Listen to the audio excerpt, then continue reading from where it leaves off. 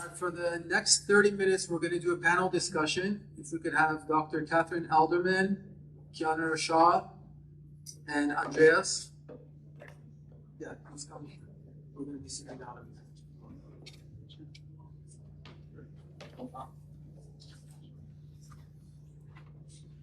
You have enough mics?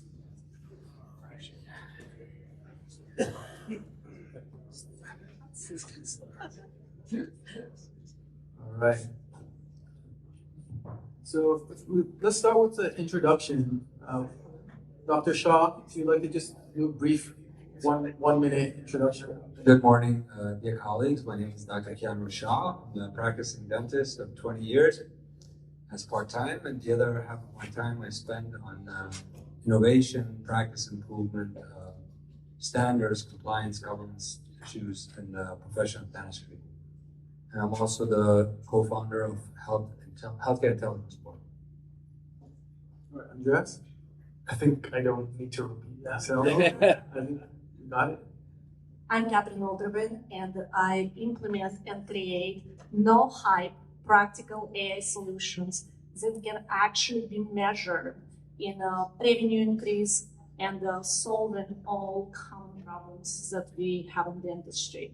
But most importantly, I want to say I'm very proud that I'm Johns Hopkins engineering program for agentic AI. It was absolutely insane plan to do it, but I did it, so I'm becoming more of an engineer at this point. So my solutions are very engineer-based, very practical, and no-hype solutions.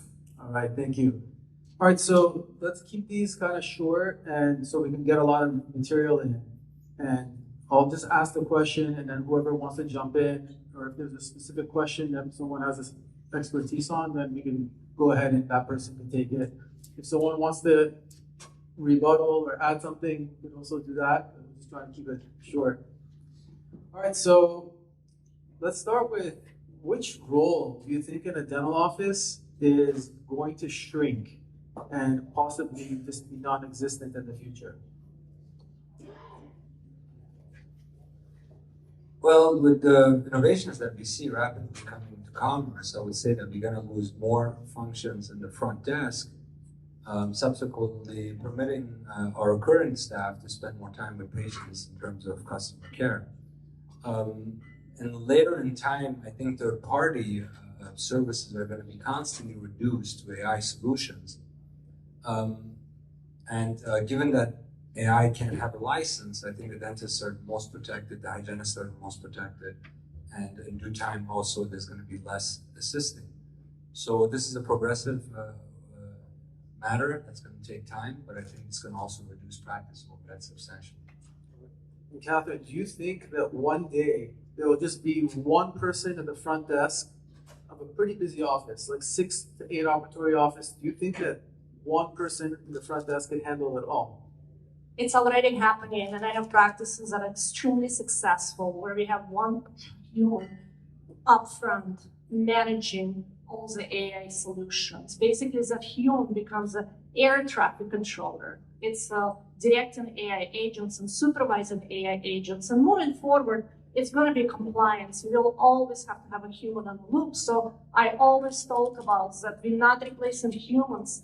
We are remodeling our teams to have that AI human in a loop and AI agents working together to become a super team. But yes, it's already happening. We already have dental offices where we have one receptionist, and it's a super busy dental practice. And that one receptionist is handling everything because she's a human in a loop. So, and the follow-up question on that is, how much could an office save?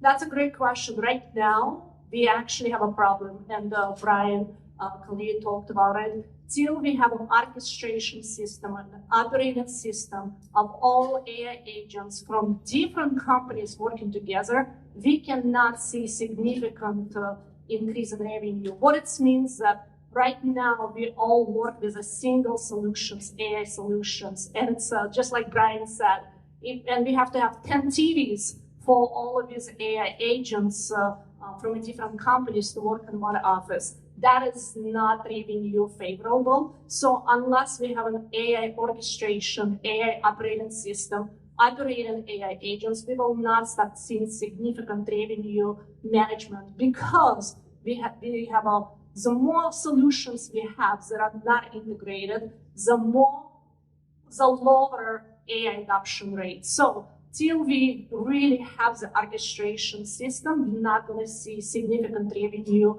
increase. But right now, we do see revenue increase with using single AI solutions, but they have to be implemented correctly. Again, once it's implemented correctly, we can see revenue increase and EBITDA increase even using AI solutions that are solving single problem. But again, we have to implement it correctly. And as we move forward, as Trust AI solutions orchestrate AI agents and we have more operating systems, we will start seeing significant revenue increase. Yeah, and I was going to ask about that.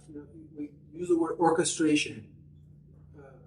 Maybe Andres, could you talk about that? What is orchestration? What are AI agents? They say 2026 is the year of the agents, where they're going to be deployed in full force. What does that mean? Maybe just to go back as well to the questions before, I think it's very important not only to mention and really focus on replacing people, reducing cost. Yes, that is important. But I think AI has so much more power in it that we can really as well, improve oral care, improve the patient experience in the clinics. And I think this part of AI is really underemphasized right now. So I think we really need to focus on that even more, and really show the benefits that AI can have. And just to your first question about the roles, I just want to add one thing. I think in times of AI, change is happening so quickly. So every role in a dental clinic, in DSOs, will change quickly as well. And not only in dental clinics, everywhere. I think probably all our roles in 2-3 years down the road will do different things. And we will do things differently as well. I think that's very important. And I think the playing field is getting level. What I mean by that is, as a periodontist, I see general dentists catching up much faster. I see a new grad catching up much faster to a seasoned dentist. I see general dentists, private practices catching up faster to DSOs because now they have the agents that are doing the practice analytics and giving all the information quickly, and the data is there. So that's something that's really exciting to see, that the underdog is going to have an advantage.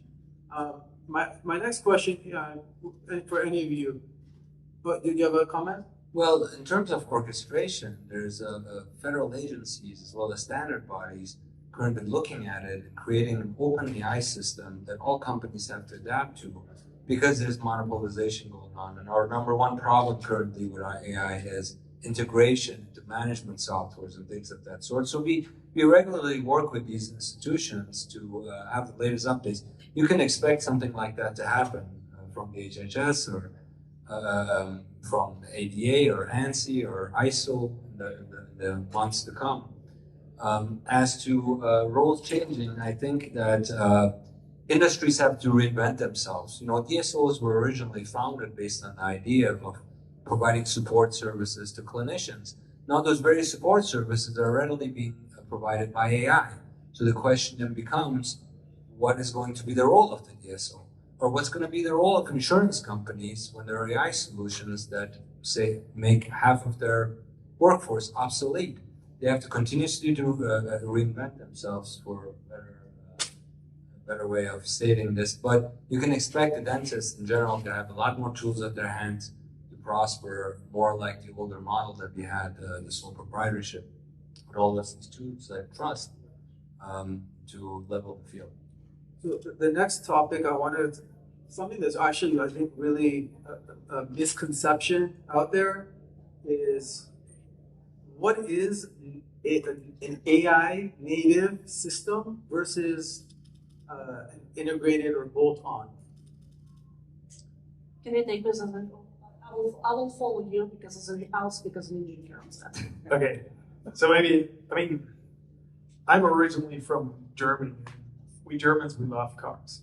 Now, if you think about, 20-year-old Volkswagen, and you turbocharge your 20-year-old Volkswagen with, a super, turbocharged combustion engine, well, is that really, a new car, or is that really getting you where you want?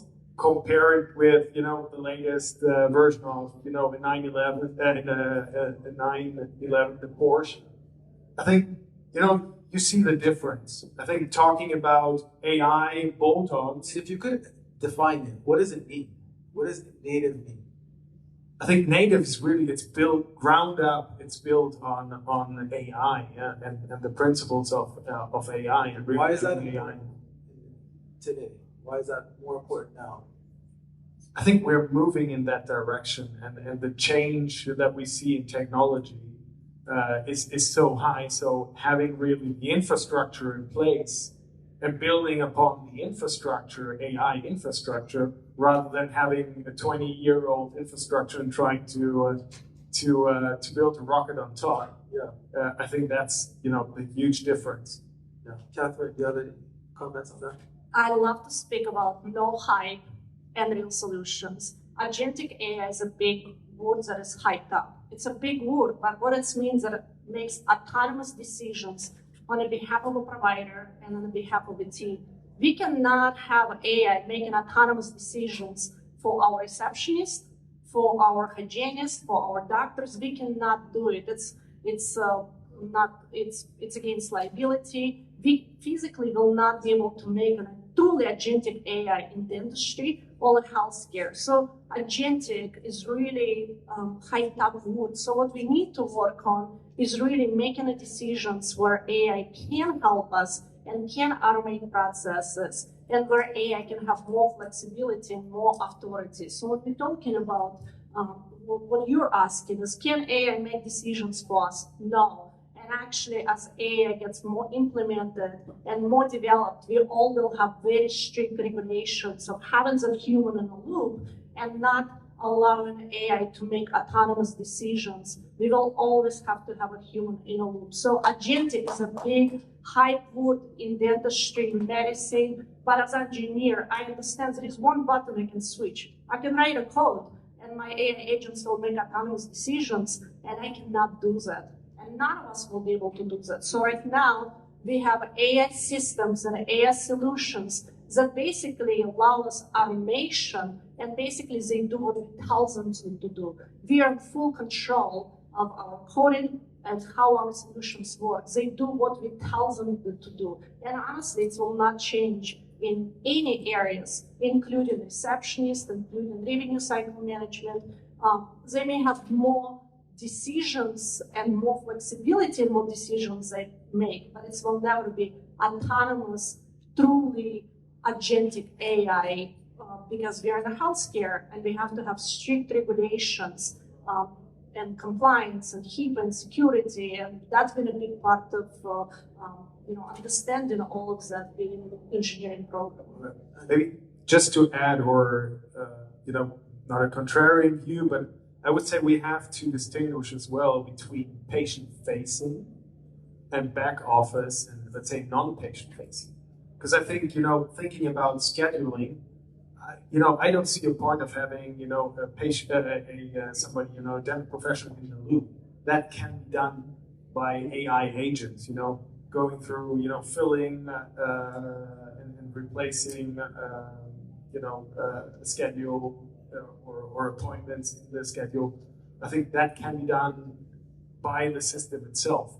Whereas everything patient-facing, they have to be a human in the loop. So I think we have to distinguish between, Can I add to that? When we're talking about agentic, so there's a big difference between right now we have agents that can do scheduling, that can do follow-up. Agentic is basically will allow you to say, hey, I decided to add plug system for root canals without calling the dentist and without calling the teams. So that's the difference in agentics, that it will make decisions to add different layers of scheduling without human deciding on it. So that's the difference between agentic and really what we have right now. And I think that's fine, because if you have a patient wait list and you know exactly what the patient are waiting for, instead of letting them wait for 3 weeks, you can schedule them tomorrow because somebody, some appointment opened up. I think that's the kind of automation that is beneficial. It is beneficial, but you could have automated scheduling errors. You could have wrong insurance submission forms. So there's still ultimately somebody's got to be behind it and saying, hey, this is what's going to happen tomorrow in our office. But the AI doesn't call those. There's got to be someone involved in some capacity. But is that someone better than the system? I mean, that's the question that. Well, it runs afoul of regulations and standards. We have a lot of standards in place. We have laws in place with HIPAA, but people aren't following it. They're innovating regularly. A lot of these AI products are subject to cybersecurity problems. And we are not really following the books on the law. I mean, the laws on the books. So we are now starting to look at standards, and the agentic discussion, the agentic threat is probably the biggest threat. And how to write standards around it, we need your support. We are involved with these standard organizations, and would love for you guys to propose different standards. There's a dozen of them that are being designed as we speak to regulate and create oversight around these AI companies, so they are safe, so they don't make those errors, and they are safe. They don't make clinical autonomous decisions on their own. Okay, so we're gonna do some rapid fire questions. I want to see how sharp you guys are. Okay, so let's start with you, Kiana. What part of AI scares you the most in dentistry? Underutilization and autonomous decisions. Yes. I would say as well that letting loose and letting the AI take over. So I think this human in the loop is important. Catherine? AI implemented correctly is your unfair advantage, not using AI. Okay. But what do you fear? People not using AI. It's really not using AI. I see so many offices not using it, where every single position can have a better life and a better day right now using AI. So are you saying there could be no issues? Well, there is a lot of issues if it's not implemented correctly, but the biggest thing, we need to start using AI. I mean, you cannot be afraid of it. We have to start using learning, and really, this is it. This is an AI era. We have to use AI. So my biggest fear, and I have this message everywhere, use AI. You will learn, you will adapt, you will start seeing articles, you will start hearing speakers, you will know how to use it, but not using AI. That's what I'm fearful of. Yeah, I think it's going to elevate dentists' game, augment their brain. I think continuing education is also going to be affected in a way because information is now real time. As the dentist is in a case, they can just go and ask and find out. Soon there might be a way where you can take a picture of a procedure in the middle while you're stuck, and the AI will say, go this way, this direction. Pull up a decision tree. So there's a lot of, let's say, disruptions happening in AI. And with that, there could be some risks that it's not being done responsibly. What benefits do you guys see? Maybe Catherine, you can start. What's the greatest benefit AI will give to dentistry? Saving time, energy, and giving you humanity back. Having more time to connect with your patients, having more time to connect with your team members, instead of talking about statistics and billing and numbers. Getting time back. Time is the most precious asset we have. Getting time back. Okay, Andreas, what do you think is I would really argue it's improving oral care and really making the patient experience even better through AI. Kiana? I would say it will improve the quality of human life if properly utilized, and the person in charge remains the licensed clinician.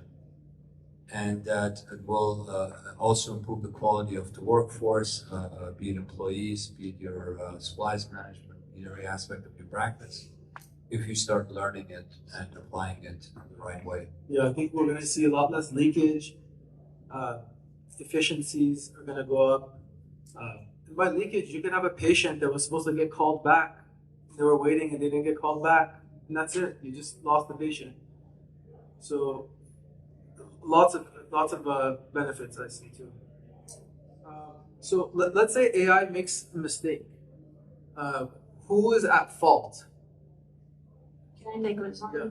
AI will always make mistakes. This is actually a new level of leadership. I tell everybody, AI is not going to solve problems. We have to be leaders. So we have to teach AI just like we teach our new team members. We have to train AI agents. So AI will make mistakes.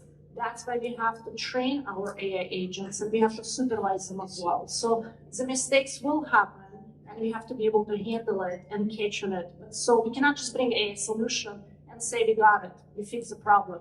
No, it's just like bringing a team member. We need to start looking at the AI as just a new digital team members that need supervision, need training, onboarding, and supervision. Okay, great. I think just to add on what Catherine said, I think that's why AI governance is so important to really set the right guardrails to really make it work. And Keanu, could you tell us, you're involved in a lot of the governance. You were at the ADA yesterday, is that correct? On Yeah. standards. What kind of work are you doing with there and the global summits? Well, at the Global Summits Institute, we are trying to build a global oversight body that is independent of governments, regulatory bodies, accreditation bodies, and so forth, and to have some kind of uniform standards across the world for healthcare, for the health industry, medical and dental. So in London, we are bringing medical doctors. I think it's about 100 experts flying in medical and dental because they know things that we don't know. And we got to look at dentistry as a different way. We are now the chosen ones. We are in the forefront of medicine and healthcare because these patients come to us twice a year. We have predictive analysis. We have patient records that we are taking. So we are actually more important than the medical doctors now when it comes to overall patient care. So in London, we're gathering these people to sort out these issues with governance, accreditation, standards, administration, oversight, lobby, all of these things that need to happen in the AI space. Yesterday, I was at the ADA building meeting with the standards committee to discuss the things that I hear from my colleagues that prevents them from getting engaged. Right now, the standards that we have on the books is that the dentist is ultimately responsible.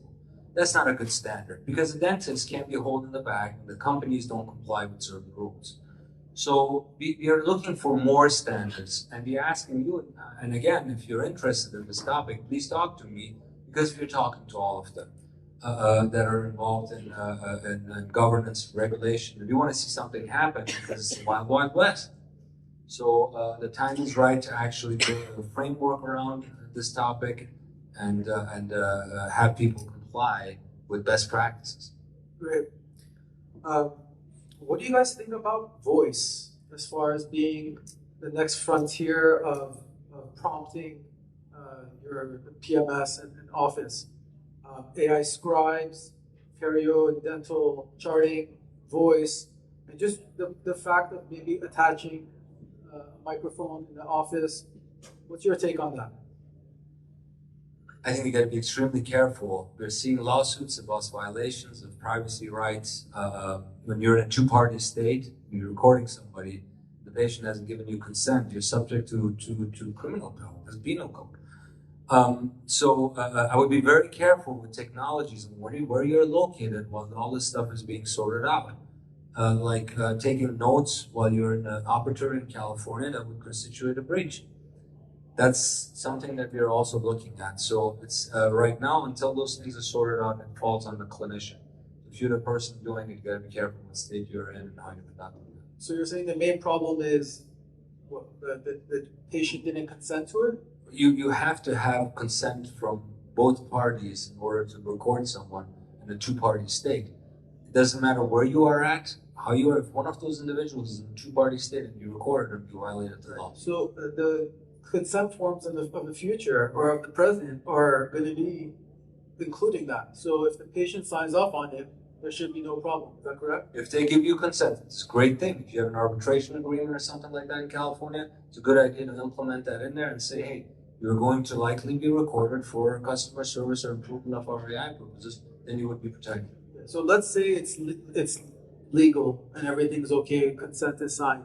Is this something that you guys foresee taking off, or is this going to be very, I think Brian Kaleo put it, failure to launch? Is it going to be one of those things that's very difficult for dentists to jump into? Yeah, Catherine. I love voice AI. It saves me so much time all day long. And you may have noticed I have a little bit of an accent. AI is the first tool that can understand me. Nothing before could understand me. Literally, I am so thrilled that I can type up emails, I can give projects, I can give directions, and I'm just all day long voice notes to my team, to my patients, to my clients. So voice is the next level. So again, practical solutions. I'm all about practical solutions. If you're a practice owner, DSO owner, implement one step where all of your patients sign a consent form that, hey, we're moving, we are a high-tech office, we're using AI solutions. Have everybody sign and consent using this new AI technology, because you're going to be adding AI agents, so it's very safe for you to have a consent form that you can use for any AI solutions that is coming along. Have all of your patients updated, make it as you marketing edge. Hey, we are high tech, we are moving forward, we are using AI digital help to provide a better care for you. But AI voice is absolutely unbelievable in every single way. Yes, it's the future. It's the future. Yeah, I agree. And I think it's going to also lead to less lawsuits because the conversation's being recorded, the transcription's there. I mean, that's huge because for a dentist to do treatment, 6 months later, the patient, something goes wrong. You told me 6 months ago. The dentist is second guessing themselves and saying, well, maybe I did say it. I don't know. I don't remember. So I think having that is going to be huge. And I'm very excited about that. So the next thing I want to talk about is the next frontier is also diagnosing and treatment planning. So having these AIs be able to, for example, the x-rays are taken, already automatically give a periodontal diagnosis. We have the radiographic AIs already analyzing where the cavities are, where the bone loss is, where the infections are. Then we have the perio charting. And now the next frontier is basically multimodal inputs being able to diagnose and treatment plan. Now, is this going to be something that makes dentists better or lazy? Is my question. This is going to make sense. There's a concern that there's going to be less technical knowledge by doctors. That's always a concern. But I would personally, I utilize it in my practice as treatment plan sales too, where patients are sitting there. I give them the diagnosis, and then I'll pull up the AI, and it confirms it, just like the intraoral camera. They see what we see. There's no, hey, here's a large treatment plan for you to take home. They see what we see, they get the explanation, and they get a second opinion, which may be wrong, which is okay, but it certainly improves the whole treatment plan sales process. Yeah, by show of hands, who here has some sort of radiographic AI in their office that they're using? And how helpful is it? Extremely? So.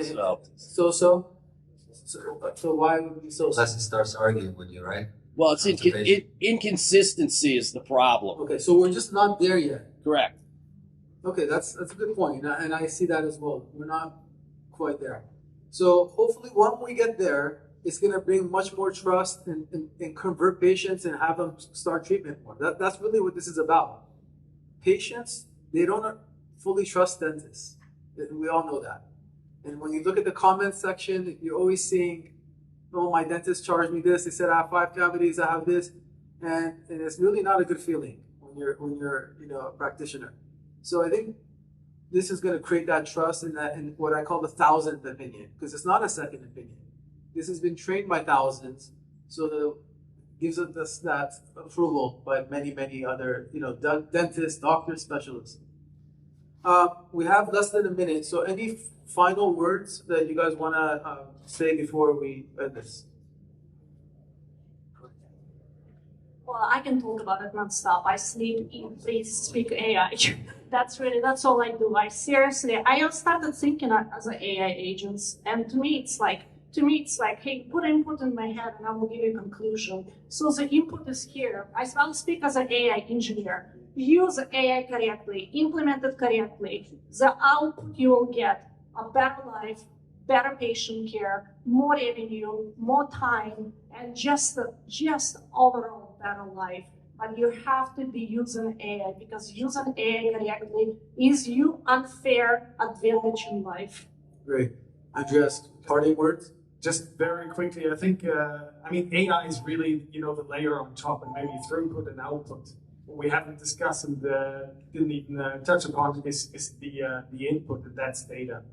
And I think data is so important to have structured data in place, as well in the dental clinic. So I think we will see a lot of discussions around data and how to prepare data in order to then use it for, the right use in AI. In the future. Yes, good point. For my dentist, yes, we can take questions right now. No, we can't. No. Okay. No. So, Right. as doctors, We got our, a fun schedule. Yeah, we've been doing really good with the schedule. Let's keep it that way. What is it? Well, my last thought for especially my doctor colleagues in the audience, as doctors, it's our duty to utilize the best technologies and equipment that are available to us to improve patients' treatment and care. And if you don't start using, be very frank with you, if you don't start using AI in some capacity, you're going to have legal problems in 5 years, because they will ask you, did you utilize AI to increase the possibility of providing better care? And if your answer is no, then you can just imagine the consequences of that. But start using it cautiously and carefully until it develops more. That's my final thought. All right. Thank All right. Thank you, everyone. Thank you, everybody.